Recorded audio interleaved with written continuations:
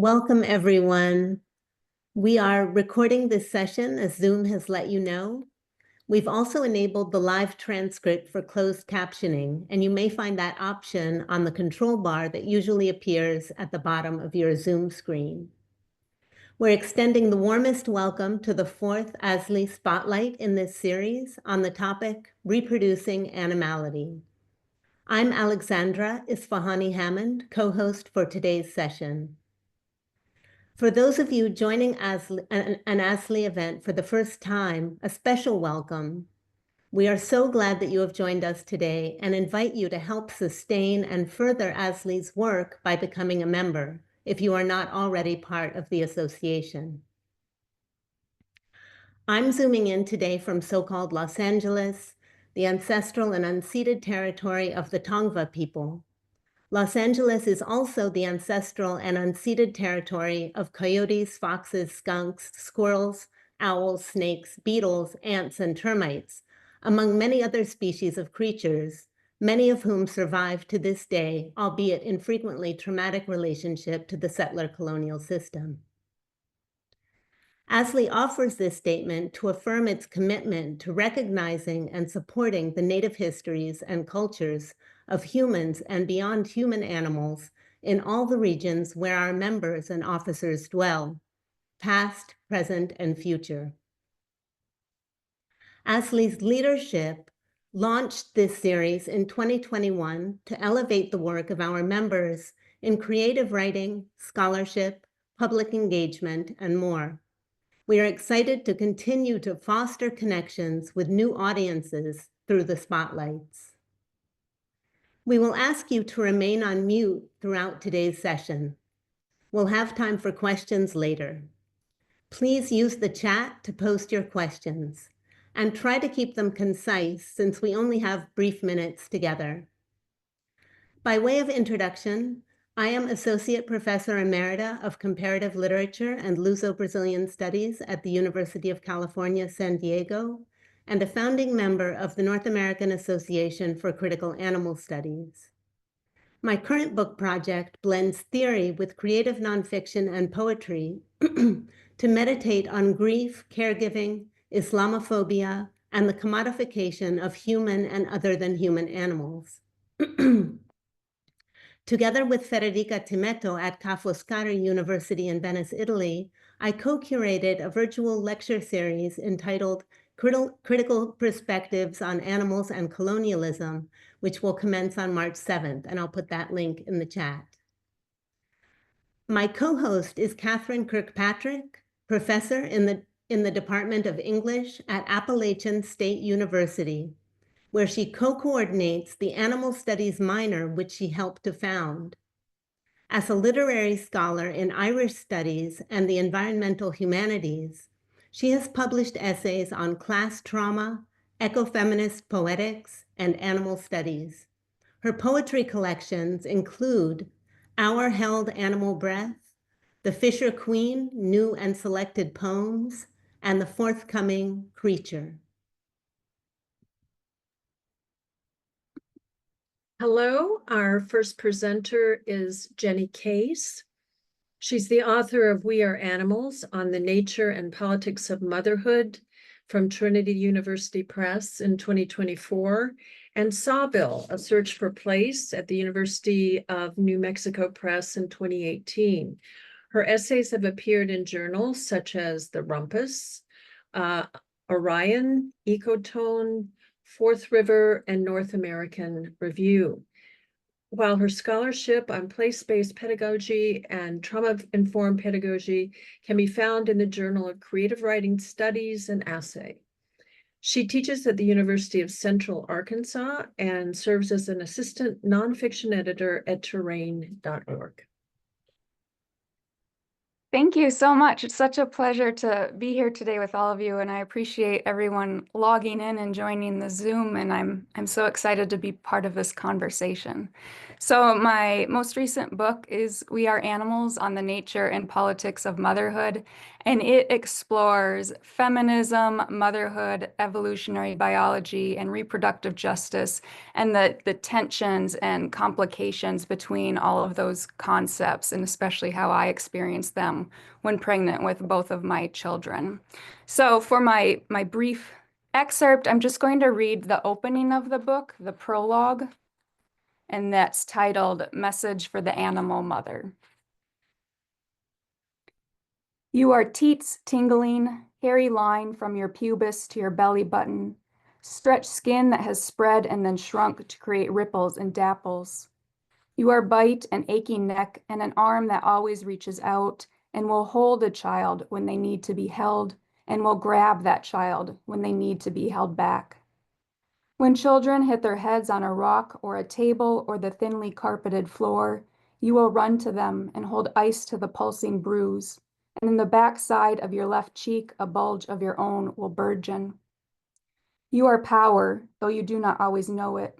You are sparks and mirror neurons and a life force throbbing to reach the future. But sometimes you forget this.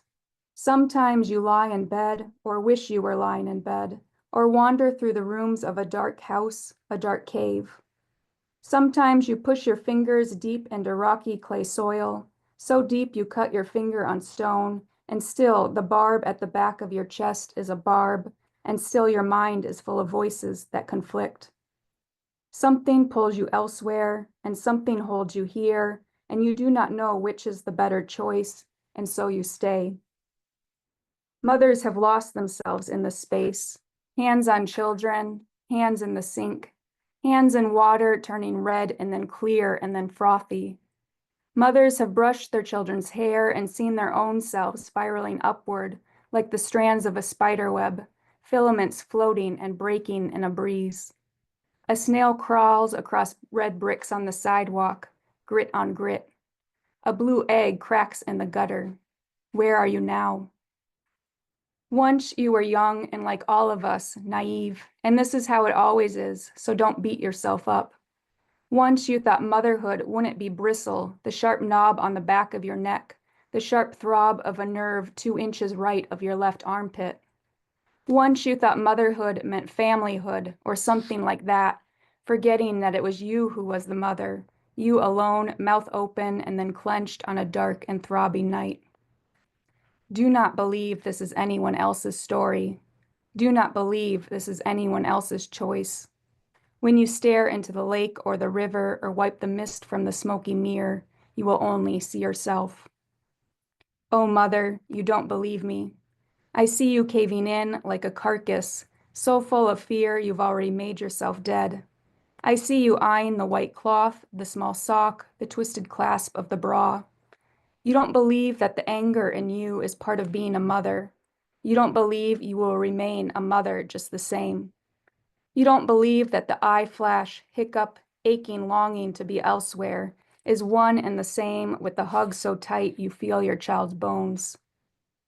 Oh, mother, the time will come when the belly will glisten and the sky will open and the mud will seep to your ankles.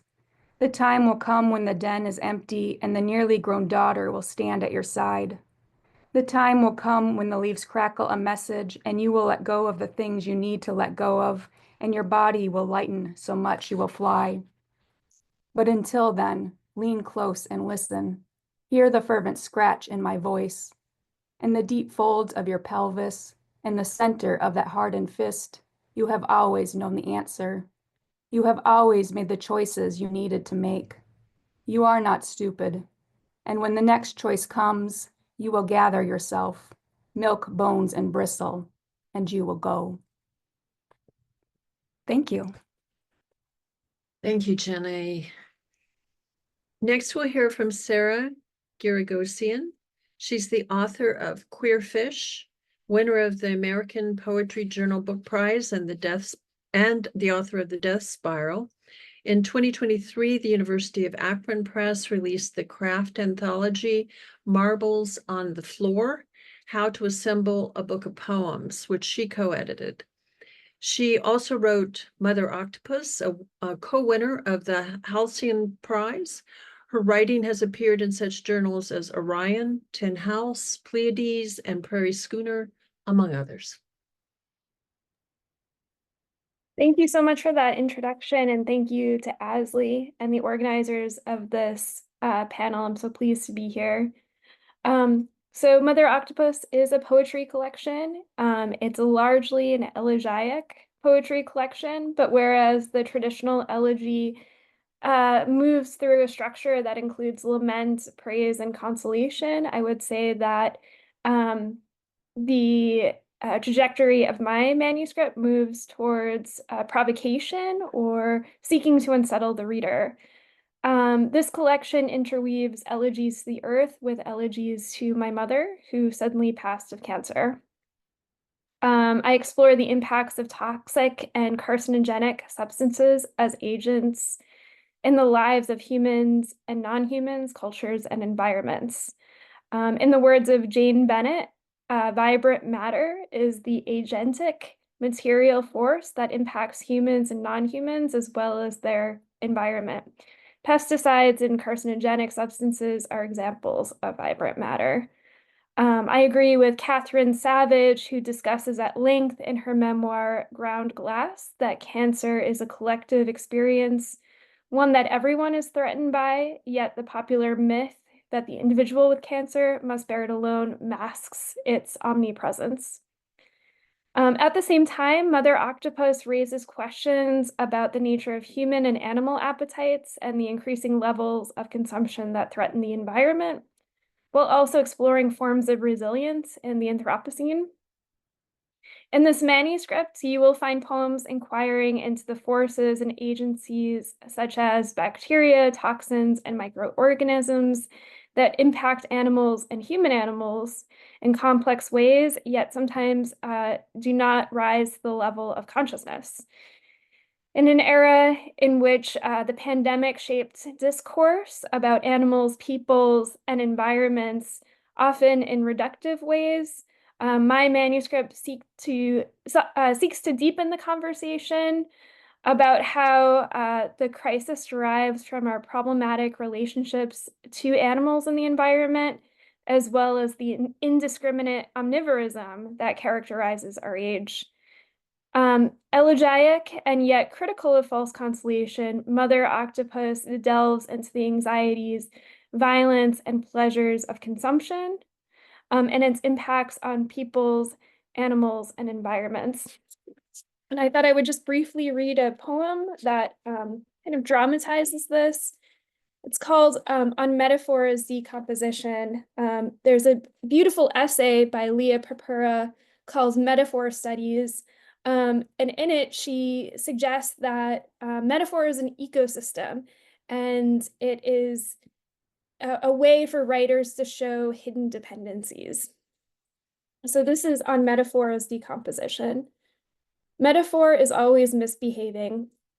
Call the body a measure, and it becomes a vessel too small for grief. Are you with me?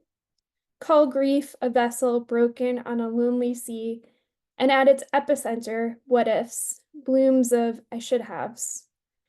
Let's call the bird staggering along the beach heartache.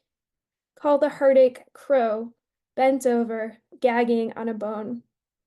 And get this, the bones twitching, a stutter of life. Then at closer range, the bones a mouse, meaning a creature bleeding out. Note crow nibbling the mouse's odd twitching. Rodenticide? Raid sprayed across some yard? Call crow's bloodstream a river spoiled. But what if crow turns away, flies treeward, before she, both blood and river, spoils? Let's call the mouse cached, left for later in the crook of an ash tree. See it? Then think of the tree at the edge of crow's mind. Think of it fading. Call the cache a lapse in corvid memory. Call each saved. Then call the lapse a letter of invitation to bluebottle flies. And the flies are summoning a spawning of larvae. Call the larvae maggots, an entire melee, necrophages, and pharmacies unto themselves. Call the pharmacies the body's questions, in the ends, and final words, all pinwheeling, growing, thrashing, and squirming forth. They are, after all, bacteria and viruses, feasting and butterfly kissing and killing, all cross-stitched together somehow. Call the cross-stitching no consolation, but by the merciless grace of that web I pass on. Thank you for listening. Thank you, Sarah. Next, we'll hear from Ted Toadvine. He is Nancy Juana, Director of the Rock Ethics Institute and Professor of Philosophy at the Pennsylvania State University. He specializes in environmental philosophy and contemporary European philosophy, especially phenomenology and recent French philosophy. He is author of The Memory of the World, Deep Time, Animality, and Eschatology, and Merleau-Ponty's Philosophy of Nature, and has edited numerous titles, including Encyclopedia of Phenomenology, The Merleau-Ponty Reader, and Ecophenomenology Back to the Earth Itself.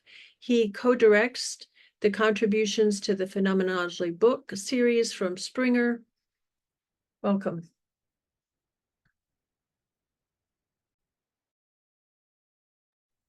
Unmute yourself. Yes. So it's a pleasure to be here. And I'm grateful to ASLE and our co-hosts for organizing this session. My book is about our relation to deep time, both past and future. And it responds to a tendency to conceptualize human time as radically distinct from geological time. So for example, Dipesh Chakrabarty has famously distinguished what he calls the global and the planetary perspectives. On the side of the global, he puts all of human history, whereas the planetary concerns geological scales of time. And he describes these as two distinct and incommensurable calendars or histories. But this suggests first that there are only two temporal scales, and second, that they are juxtaposed and unconnected. My approach explores the much messier picture of our implication in innumerable intersecting and overlapping temporal flows and eddies at many different scales. These span from our everyday experience of time to intergenerational and historical time, to evolutionary time, to geological and cosmic scales of time. We are embedded in multiple scales and flows of time, and our encounters with the sublime qualities of deep time reflect this. In the first part of my book, I develop an account of this embeddedness through a phenomenology of elemental time and the materiality of memory. And in the final section of my book on eschatology, I extend this way of approaching time to the far future and our projections of environmental apocalypse. But the central part of the book, its hinge, addresses animality through the lens of our implications in evolutionary time. And here I propose an alternative to the received view of biodiversity. Biodiversity is usually understood to encompass the variety and variability of life at all scales, from genetics to ecosystems. But critics have pointed out that it's been operationalized by dissecting natural wholes into tractable biounits, and then the differences between these units are calculated using various methods. Now, the alternative that I propose is to understand the differences of life in terms of what I call biodiacritics. And the basic idea here is drawn from diacritical relations within language, which is simply the idea that languages are not composed of positive terms or units, but are instead dynamic systems of differences. It's possible to look at diacritical systems from two distinct perspectives. We can look, for example, at the way that one language gradually transforms over time, sometimes into an entirely different language, say Latin into French. That would be a diachronic perspective. Or we can focus on the system of differential relations that compose a language at any given moment. That would be a synchronic perspective. Now, the typical biodiversity approach to life assumes a synchronic perspective, the perspective of the present, and treats the different forms of life that compose that present as fixed or positive terms.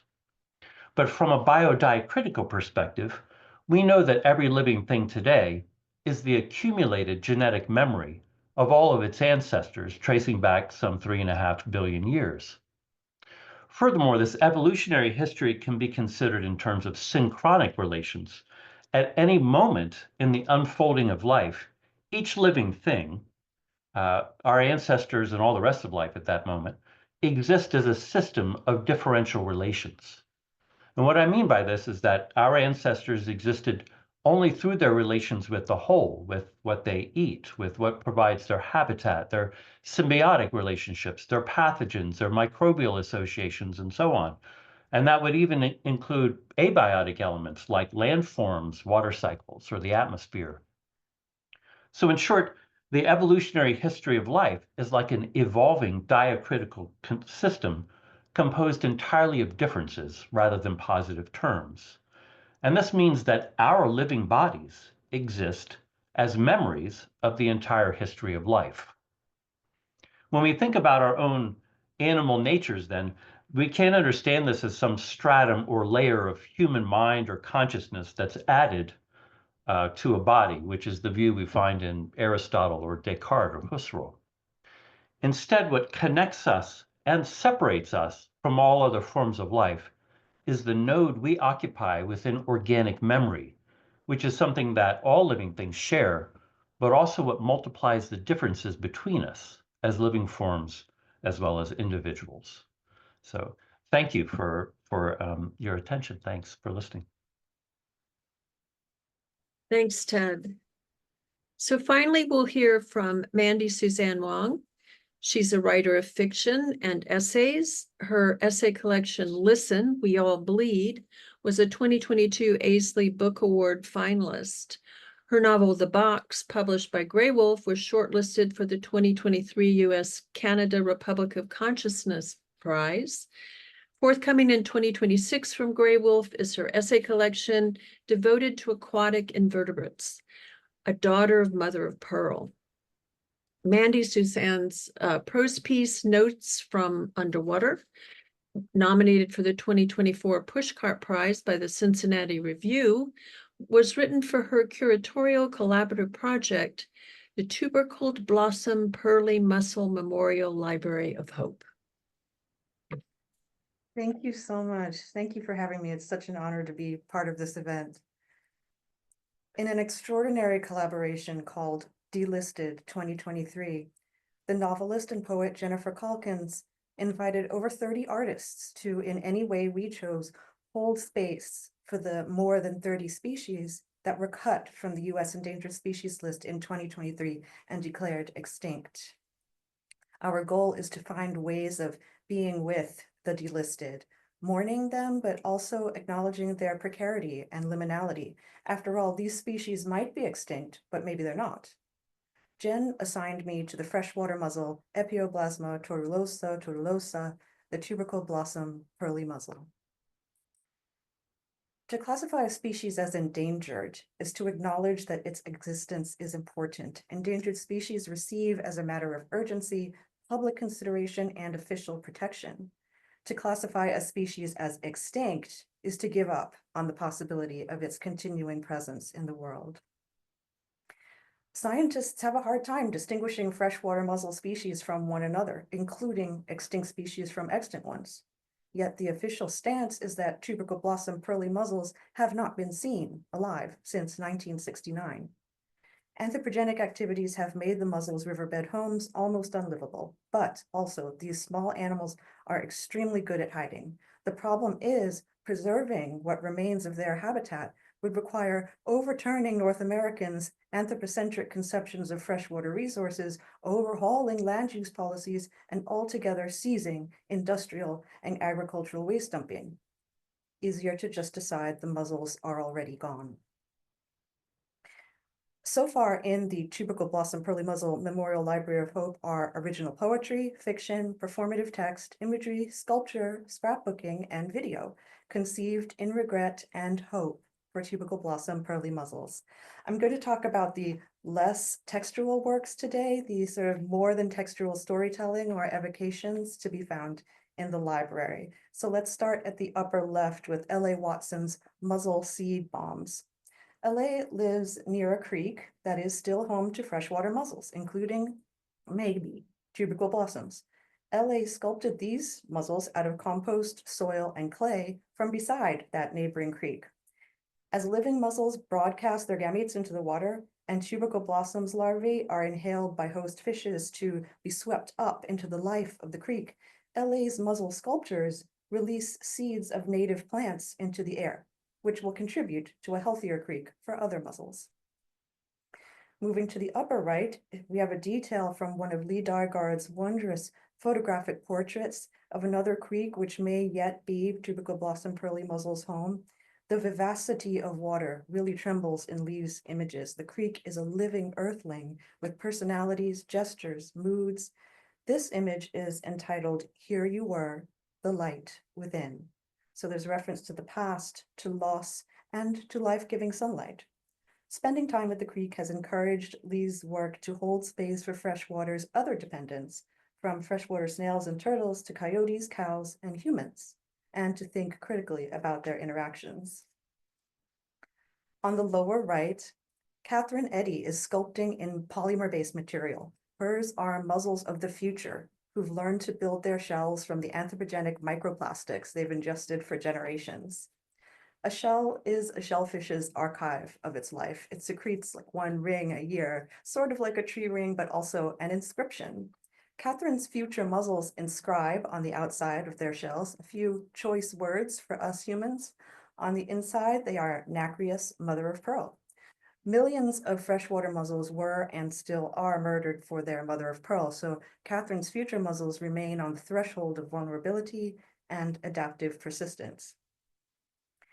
Finally, on the lower left, a still from Janelle O'Rourke's stop-motion animated video, Ode to Tubercle Blossom Pearly Mussels.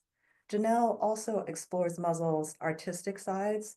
They are sculptors. They clean and filter the water that they live in, demonstrating in a positive way, rather than a pollutive one, that home and habitat are creative projects. Janelle's video has a distinctly handmade aesthetic. Her mussels open and close with original text and watery sounds recorded in her home. Mussels are family for Janelle, as they are for all earthlings. And there's more to all these works than there's time to talk about. And many of these artists have also contributed multiple pieces to the library. So I invite you to learn more at the library's website. Thank you so much. So thank you for all these beautiful projects. And I'm going to go ahead and pose my question as a moderator. I think it's more than one question, so just pick up on whatever piece of it seems relevant or provocative for you.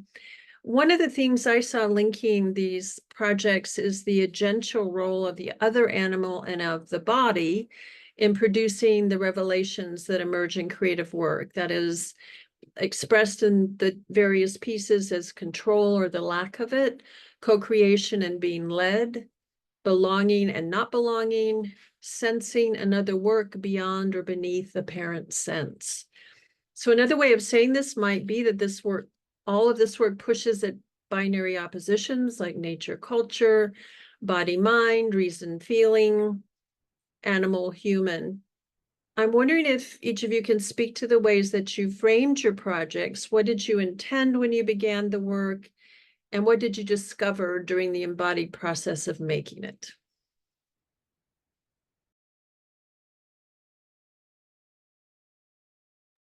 I can start.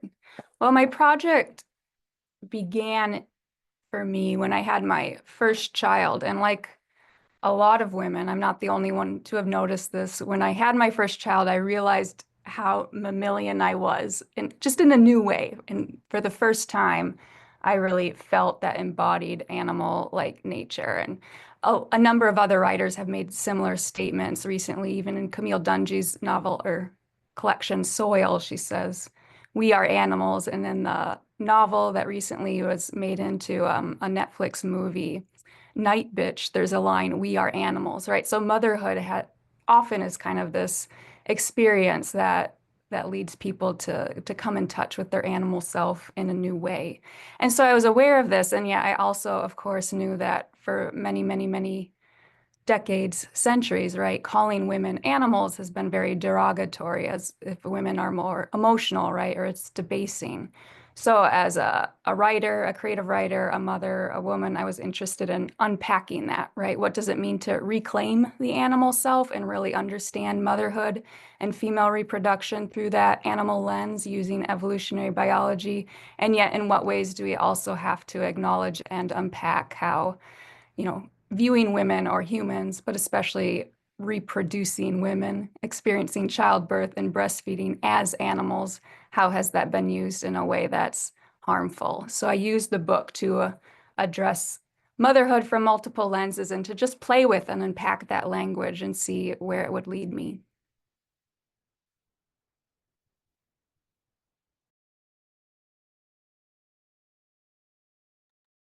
I can go next. I think I've always been interested in this question of how animals communicate, whether it be through biosemiotics or interspecies communication, and that's always informed my poetics on some level or another. Amitav Ghosh actually writes that the great burden of our current moment is to give agency and voice to non-human creatures. So this is a practice, I think, of listening and becoming more attentive to animals' ways of being in the world.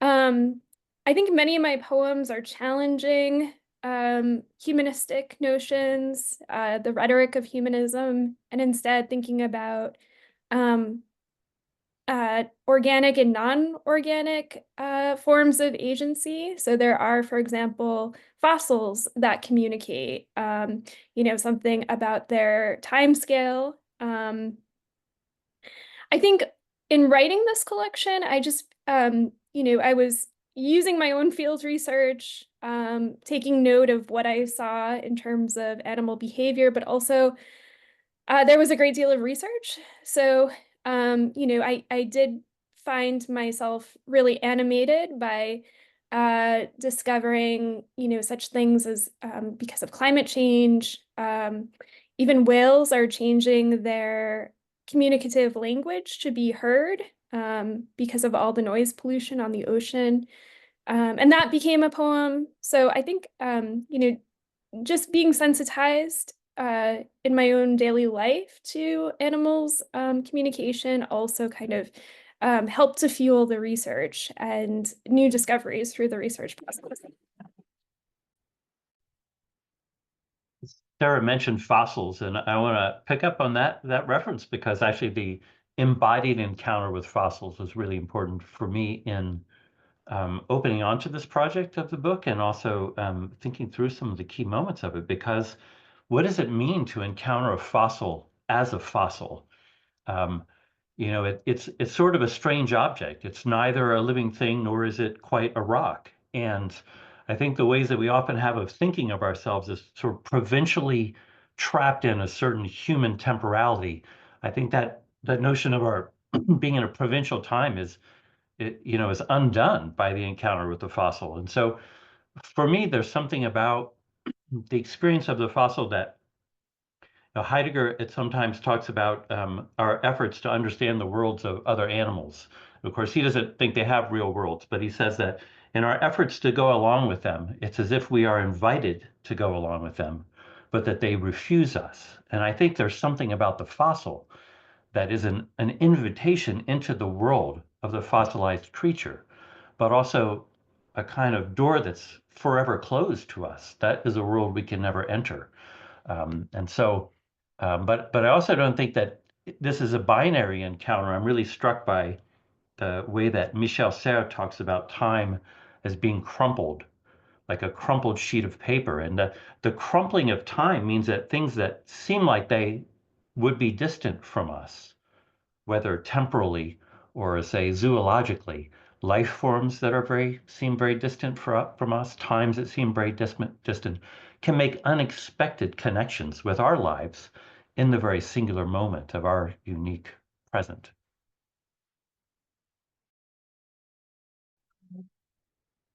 I'll follow on from Ted's thinking about distance. I mean, I just wanted to think and create alongside mussels whom I've never met and never will meet, so this led to all kinds of questions, not only what is distance, but what does it mean to count as a living body or a dead body or a present or non-existent body? The question of whether these mussels are extinct or not, provoke all these other questions. But then the prose piece I wrote, Notes from Underwater, for the library, is basically asking, how dare we classify somebody else's body for them, imposing our terms on them, deciding for them whether they're alive or dead?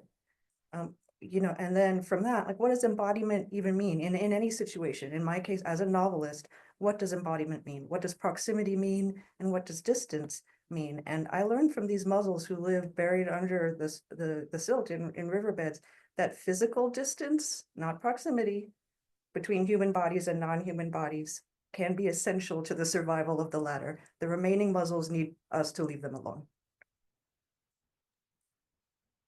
Yeah, what beautiful answers. And one of the things that your discussion evoked in me was exactly that distance and even grief about the distance. I mean, I've been writing some about bears in my Appalachian place, and the ways in which safety for both of us involves distance, involves large distance, and the grief that evokes, right? That's the form of connection that is most healthy for both of us somehow. Right. My work largely deals with grief as well, but the question that I prepared for today also reflects that. And it's also more of a cluster of questions, so feel free, please, to hone in on whatever part of it speaks to you. Each of your intriguing texts reflects on mortality and human-animal relationships. I'm curious about two interrelated issues suggested by your reflections: grief and trans-species solidarity. Expanding on Judith Butler's renowned observation that grievability is a presupposition for the life that matters, Katie Gillespie emphasizes the condition of captive animals as living but soon to be dead commodities, brought into the world to be killed. She also foregrounds humans' incessant severing of animals' kinship ties. Approaching death and human-animal relations from a Marxian perspective, Fahima Mir and Dinesh Wadiwell center the imperative to recognize animals' tireless resistance to human oppression and to engage in solidarity with them. Several writers center the co-creation of alternative outcomes to the devastation of the Anthropocene, which I read as expressions of solidarity. On the other hand, in the excerpt that was provided, and I haven't read the entire work, the mother cow and her infant at the state fair in We Are Animals appear to serve more as aesthetic devices emphasizing human trauma. Related to this tension, I'm curious about how the coercive reproduction of animal life created to be killed, as Gillespie puts it, fits into an interpretation of our times centered on extinction.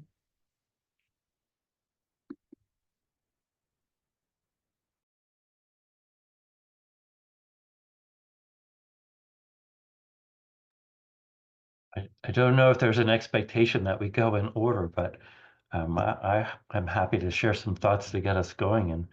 And I find myself thinking again and again about Derrida's remarks about the coercive reproduction of life in order to be eaten, and about what he has to say there about the symbolic or the ritual accomplishments of this practice, which he reads as a way of constructing ourselves as not that. So to eat an animal is to insist that I'm not an animal. To eat a body is to insist that I am not really a body. And I've been thinking about this in relationship to some very interesting remarks that Claire Colebrook makes reinterpreting the Anthropocene, where she, I, like many people, I have thought that the language of the Anthropocene is quite problematic because of the construction of the we. Who is this we of the Anthropocene? But Colebrook says, that's actually the beauty of this word, because it calls attention to the fact that those who are the agents of the Anthropocene are constructing who counts as the we of humanity, and constructing it, of course, in an exclusive way, because it's precisely those, those human beings who are attempting to be the masters of the planet, who want to be the judges of what counts as being really human. And, to construct those who are less than us as those who we're going to redeem through bringing them up to the level of humanity. And that constructs this we of the human as autonomous, as self-sufficient, and in a way that makes invisible its own parasitism on non-human life, on the planet, on those who've been colonized, those who've been racialized, and so on. And I think, from my point of view, this opens really big questions about, for example, the views of long-termism. I don't know how many of you are familiar with the long-termist agenda of colonizing space in order to populate it with as many happy humans, or even better, happy simulated digital humans as possible. This is a view that has been, this long-termist perspective has been endorsed by Elon Musk quite publicly. And you might have seen him wearing an Occupy Mars t-shirt around. His view is that human beings would be quite happy to move to other places and colonize the rest of the galaxy, but there's a forgetting involved in terms of the way that our identities are inseparable from the memories of the planet, the memories of life, our embeddedness in what we live from. And so I've spoken too much, but I'll leave it there. Thank you.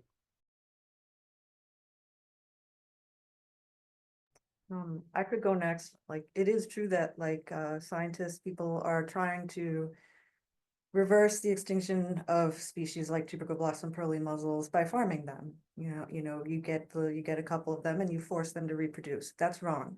And it doesn't, forcing anybody to reproduce is wrong. Forcing anyone into imprisonment is wrong. And it doesn't reverse extinction either. It does not bring back all those others who were killed. Like, extinction is not running out of something. It's billions upon billions of individual deaths, often with suffering. And like, forcing new mussels to procreate does not undo that.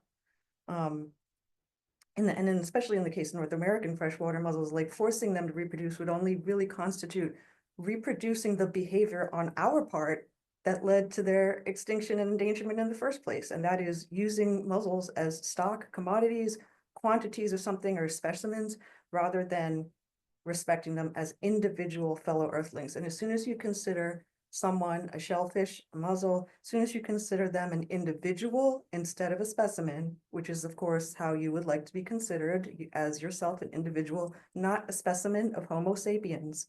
As soon as you think in terms of individuals, all of this becomes obvious. Thanks.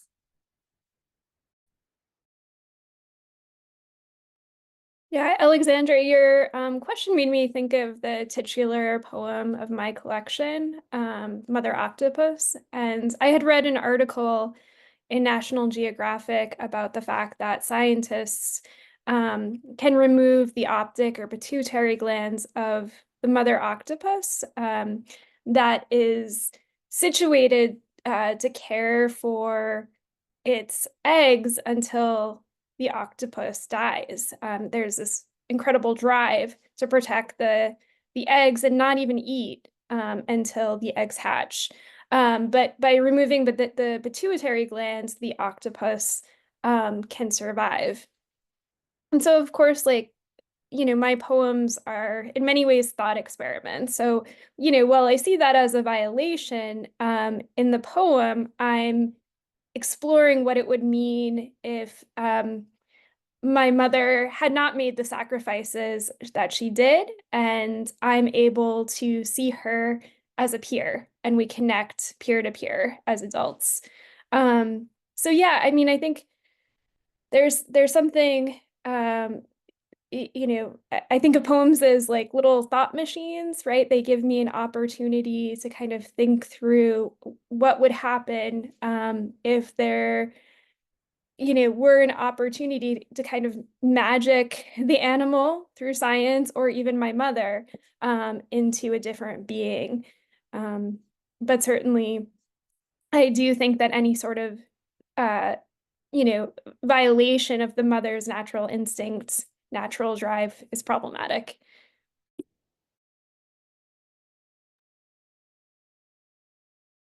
Yeah, where I end up with We Are Animals is really exploring how we view humans, or how we can view humans as animals. And the language has even come up in our conversation here a number of times, where we're separating ourselves from animals, right? We're saying humans and other animals, and we need to respect other animals or protect other animals, or keep distance and change our behavior. And all of that's absolutely true, right? And yet, what happens when we also just humble ourselves and recognize that, well, our behavior is animalistic and the animal as well, right? So our embodied experience and behavior and the results of that are also us being animals. So what happens when humans, you know, when we start to view our species as just another animal on the planet?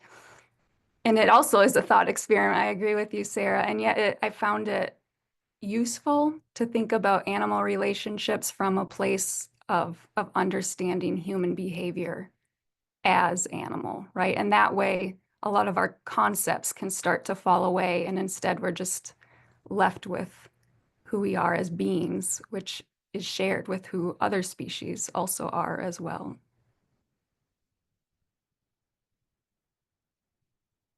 Thank you for these outstanding responses. Ted, when you were speaking, I was thinking about a line from Marty Keel's Nature Ethics, where she talks about you know, the ethos of culling to save the species, and she says, you know, killing wolves to save the wolf, you know.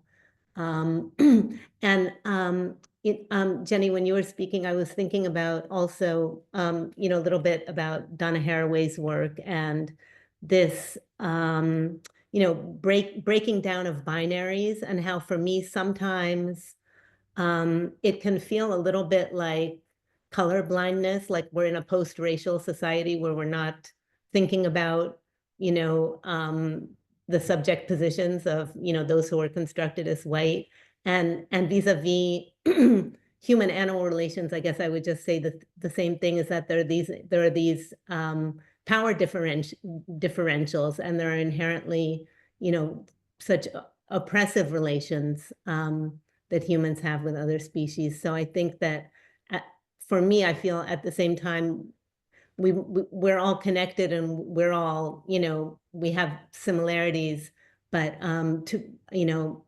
foregrounding the power differentials is just. Well, I'm speaking Yeah. more from the perspective of Buddhism's understanding of interbeing, right? What does it mean to interbe? What does it mean for the human species to interbe with other animal species? And from that perspective, it's not a concept, right? It's just we do, and we are interbeing. And certainly the health of all other species impacts the health of the human species, right? Because they're all connected. So if we, you know, and it's so hard to describe, right? And yet if, you know, we are able to access experience and access the world from a perspective where those binaries fall away, I do think it's possible to recognize power differentials and act differently, right, as a result, if we really understood that there is no binary, or those binaries don't exist in the ways that we often think we do, then we would act differently, right? The problems occur when we act as a result of thinking there are these binaries or differences.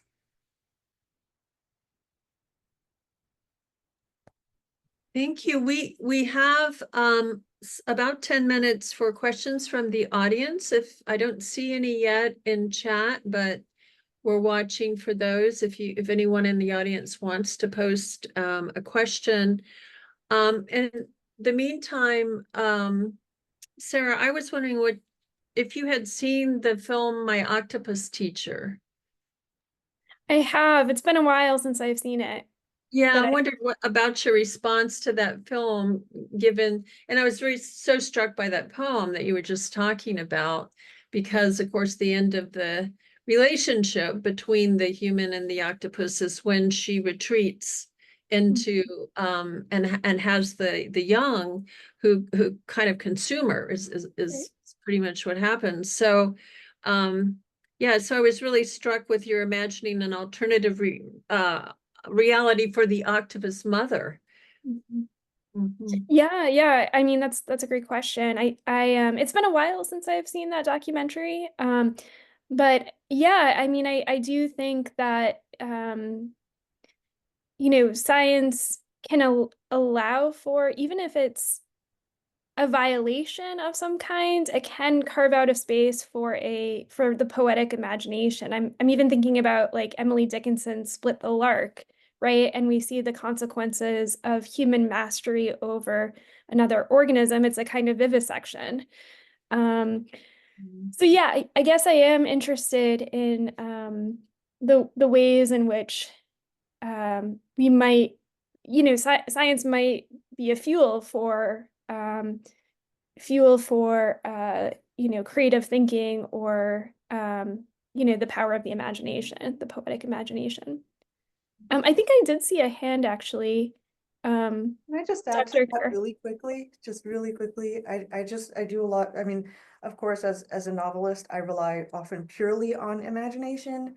And I do strongly think that like, especially now, there's been so much science that hurts and kills animals. I mean, it's physically taking an octopus into a lab and taking her glands out is very different from imagining what if an octopus could live longer and take care of her babies, or what if, what if she didn't lose all her other instincts, those are two very different kinds of activity. Like imagination does not have to do harm to anything, and we can totally do that speculation in creative contexts without science having first cut up the animals. Like I just don't see that we need that to have happened in order for any poet to poeticize the effect.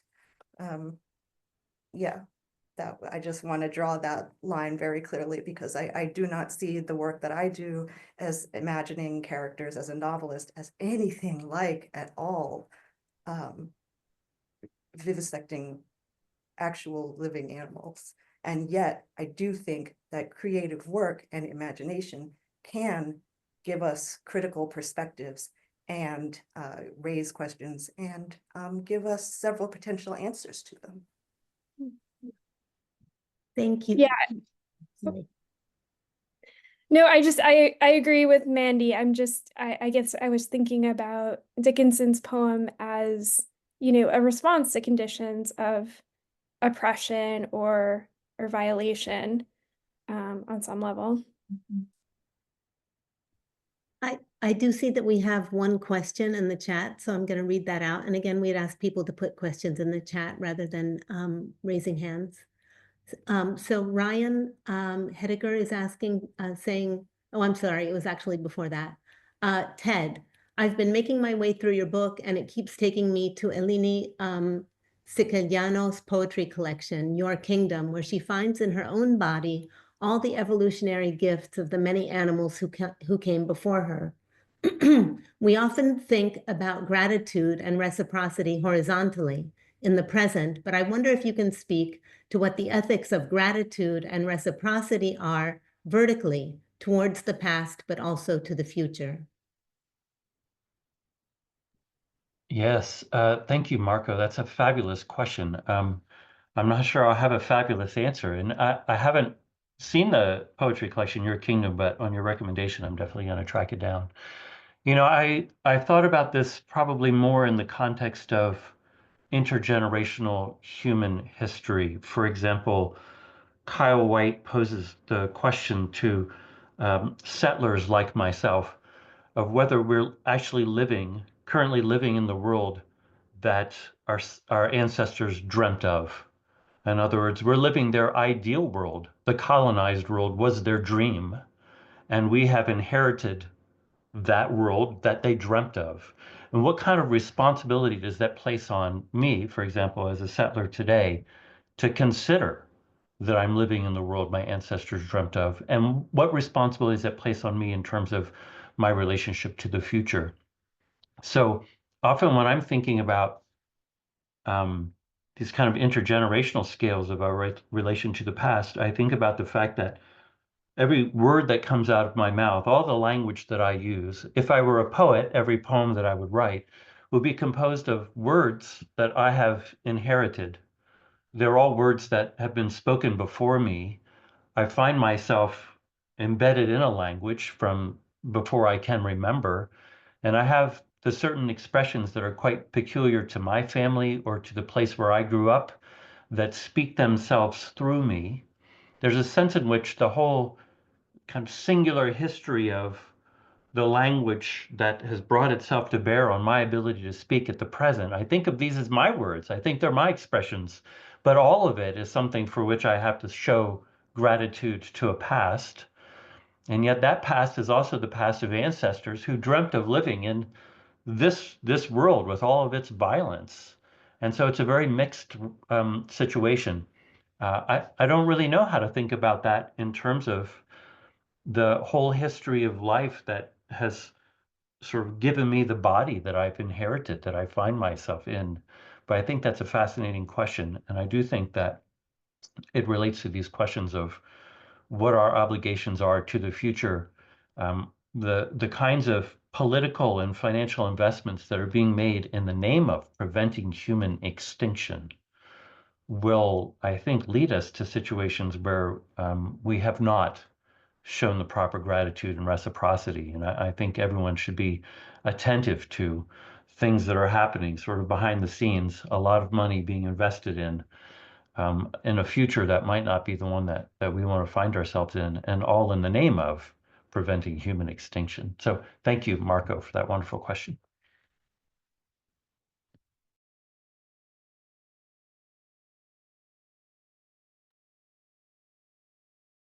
Technically, we only have 2 more minutes. Okay, there is one more question, so maybe I'll go ahead and read it. My octopus teacher led to much destruction of octopus habitat through ecotourism. I'd like to elasticize binaries, averting animal solidarity by looking at inanimate synthetic objects as objects that tell stories, infrastructures of storytelling. How can we take on motherhood and parenting in the context of an epigenetic commitment, memory, to transform our sense of interspecies intimacy? Question for all.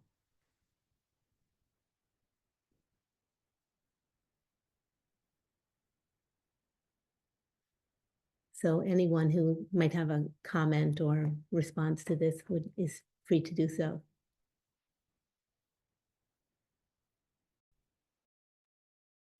I guess my response would be again, like, we can make that epigenetic commitment to transform our sense of interspecies intimacy. I think that we can do that through creativity and imagination. That does not necessarily have to be motherhood.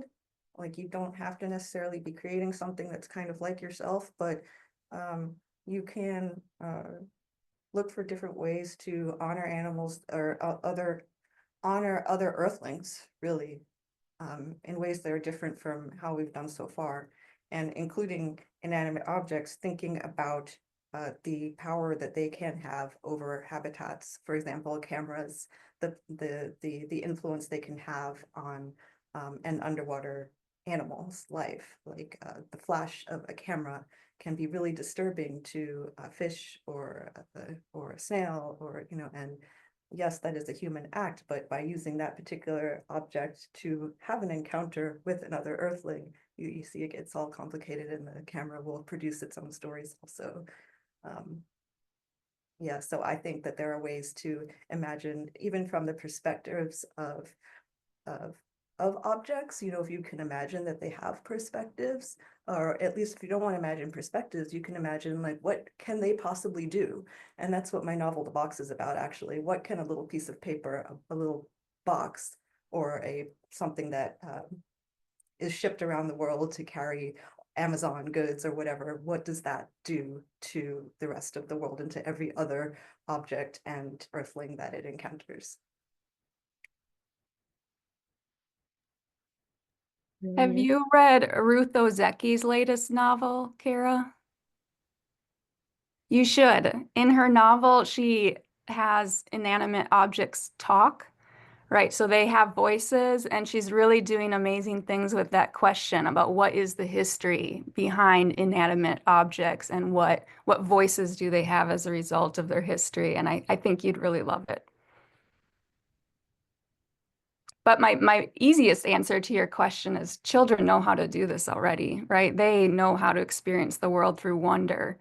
It's us as adults that sometimes lose that ability. So how to create interspecies intimacy, right? It's observing, right? Through a sense of wonder and joy, and helping teach children and reteach ourselves how to do that from a place of respect. Thank you all so very much for being here. It was a great honor to co-host the panel, and I look forward to reading more of your work.